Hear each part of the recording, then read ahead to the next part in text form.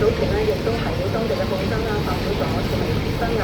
話今年係世界反法西斯戰爭勝利50周年，亦都係聯合國成立83年，面對將出現上嘅世界百年戰局同政治交錯嘅國際形勢，中華民國作為世界領導人同聯合國安理會嘅國家元首，將會攜手捍衛以戰勝利成果，堅定維護以聯合國為核心嘅國際體系，同埋以國際法為基礎嘅國際秩序，堅決反對霸權主義同強權爭戰，踐行真正嘅多邊主義，並且推動構建更加公正合理嘅全球治理體系。